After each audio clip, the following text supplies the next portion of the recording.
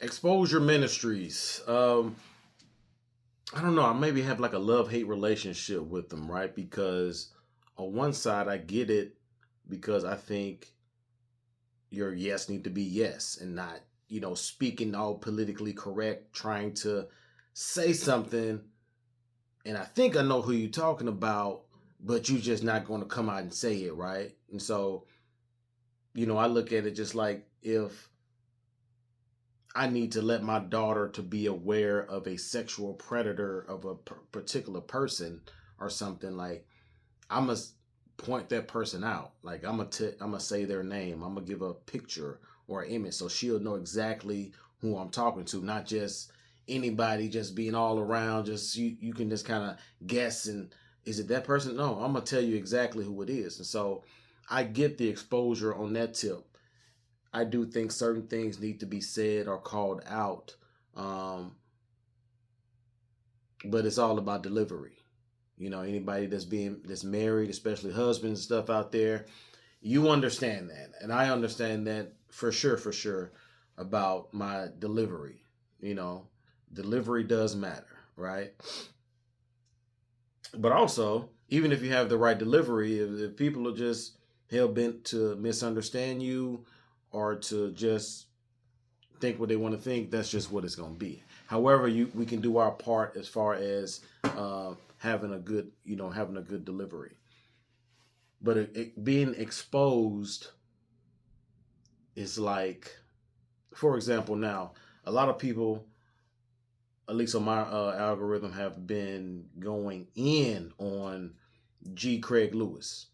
And if anybody knows G. Craig Lewis, he became real popular decades ago when he had his Truth About Hip Hop series, I believe, on his X Ministries um, account or page or YouTube or website, all the things he has with that. And it was a bold time because that was during the time where hip hop, especially here in America, was really buzzing, popping, you know, becoming, where it is right now, you know, where I think you're talking about the late 90s where, you got Tupac and Biggie and then their death and then a lot of their music took off.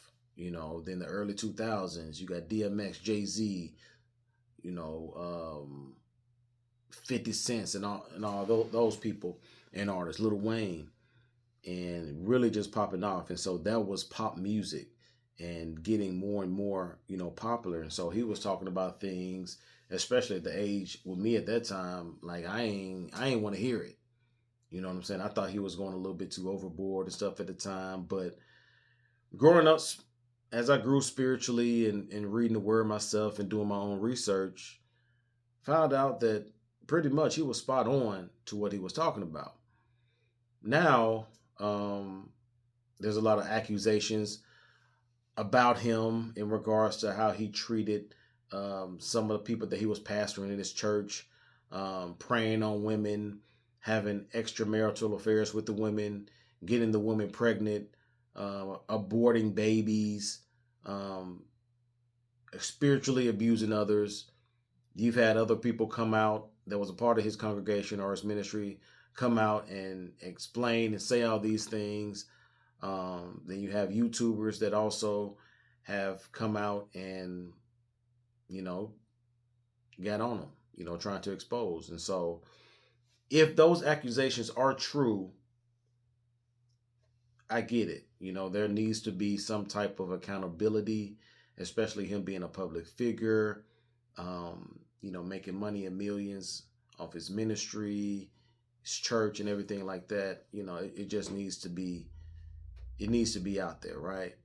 But I guess the exposure part, the part I don't like about the exposure is to where people go the extra mile to where it seems that you're not really interested in him getting back in alignment with God. You're more, you just more so want to be right and seem more spiritual than to him get back to the person getting back into alignment with God. It's like you want to more so shame the person than actually help bring them back to repentance, right? And to where that's where a lot of the YouTubers and stuff kind of get wrong. It's a fine line, and some people do it okay, but a lot of them don't, right? And so it's just a nitpick here and there, and we want to call out their eternity and where they think that they're going to go ultimately. And so, man, we just don't know, because honestly, repentance can really happen, really just like that. It can be a hard transition, within us, right? And then we have time to process that out to put that in action. So there is a place for exposure. It's just how far are we willing to go with it? Are we willing to continue to nail that nail into the wood so much to where we're getting out of alignment ourselves? Because vengeance is the Lord's, not ours. So if we expose somebody, say, hey, this X, Y, and Z, this is what the word says, and this person is out of alignment with that, okay, cool, fine. But if we go the extra mile to where now I'm gonna do the Lord's part, and I'm gonna make sure you get the vengeance, right? You're gonna keep hammering it in, and so that's where I think that's where it becomes wrong, right? Because vengeance is the Lord's, not ours. So if I tell somebody, okay, this is not right, and this is why it's not right, and yada yada yada, okay, fine. But if I continue to harp on it and to say, terrible things about this person because they continue to do this, and if they continue to do this, yada yada yada. Like I get it. Okay, there is some stuff to that, but I think sometimes a lot of people on YouTube and the internet end up taking the exposure or telling people what they need to know and just taking it 4 or 5 steps further than where it needs to go. Right? Tell the people, right? I know there's a lot of things about Mike Todd and things like that. Like, there's some truth to it. Like, okay, say that, right? But let's not just go so far and come up with all these other narratives and things like that. Because at the end of the day, we want people to get back right in alignment with God. And we're not going to do that by continuing to go the extra mile, and it's looking like we're trying to get vengeance on them instead of letting the Lord do it. And it's Ephesians 5:11 in the Classic Amplified, and it kind of gives more context of what it means to expose. It says, "Takes no part in and have no fellowship with the fruitless deeds and enterprises of darkness, but instead let your lives be so contrast as to expose and reprove and convict them." So we're saying to expose them, but we should more so expose them with how we live and how we live our lives to be an example.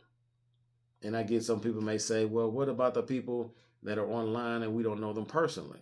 I get that too. That's why I was like, I don't really see a problem with somebody saying somebody's name or exposing certain things. I remember on our pod, on the Prez X, we talked about Kirk Franklin, a few times about, what he's doing and how he's looking out there and representing Christianity on a world stage, right? Like, say it right, but we never put his eternity at risk or anything like that, right? Because that's not what we're supposed to do. We just say what we see or say what the word says, and let that be, or to let the people know that, okay, this is what's happening, but this piece of what's happening, that ain't God, right? So the exposure ministries, I think, are are useful to a degree, but it really just depends on the delivery. Because I do believe that if somebody is hurting the body and if somebody is being harmful in that way, name the people. Let people know so they won't just be wandering around like trying to figure out like who are you talking about. Like say it, but say it respectfully because as believers, it's okay to us to judge other believers. You know what I'm saying? Um, it's just when it comes to the outside, you know what I'm saying? It is what it is. They are what they are. So, but yeah, until next time, y'all. Peace.